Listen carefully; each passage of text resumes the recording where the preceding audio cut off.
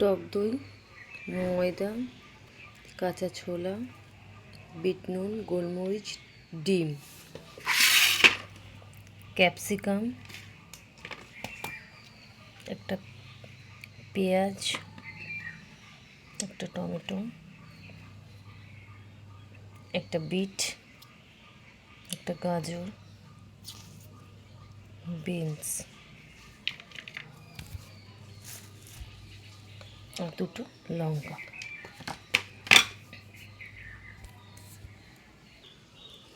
ভালো করে মিক্সিতে সব কিছু দিয়ে একসঙ্গে পেস্ট করে নিতে হবে, স্মুথ পেস্ট।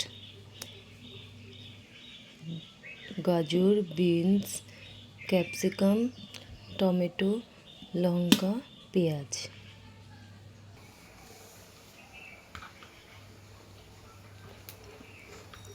এরকম স্ট্রাকচার রাখতে হবে, নাহলে এর থেকেও পাতলা করলে পরেও হবে। আমি ময়দা, দই, ডিম, বিট নুন, গোলমরিচ দিয়ে আগে ভালো করে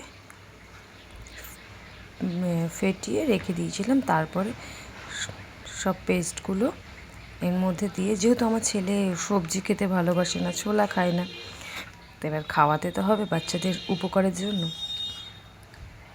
ওই কারণে এই যে এরকম একটা স্ট্রাকচার আসবে।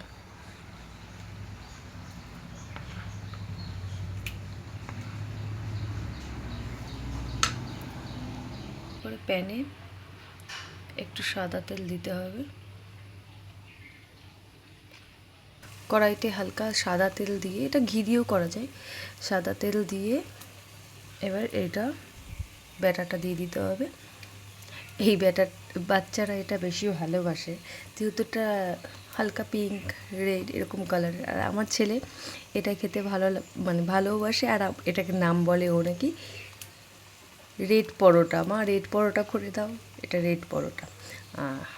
আবার অনেক সময় চিলাও বলে কেউ। তো এবার এটা ঢেকে দেব।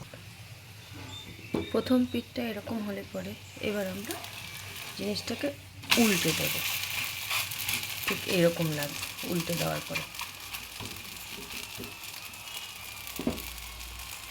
উল্টে আবার ঢেকে দেবো। এবার একটু হেলদি বা একটু একটু হচ্ছে মচমচ করার জন্য আমি হালকা একটু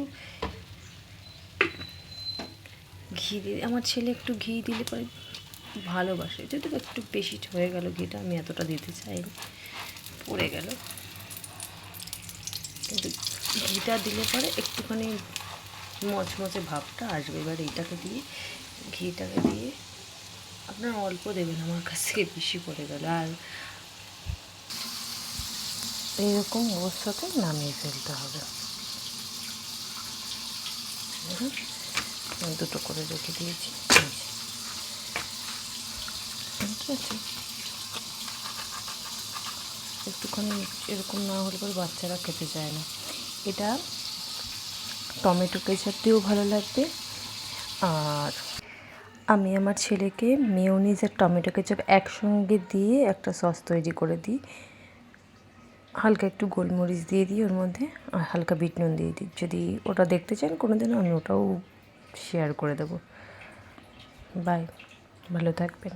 আর আমার যদি কোনো ভুল ত্রুটি হয় ক্ষমা করে দেবেন, নতুন নতুন ভিডিও করছি তো।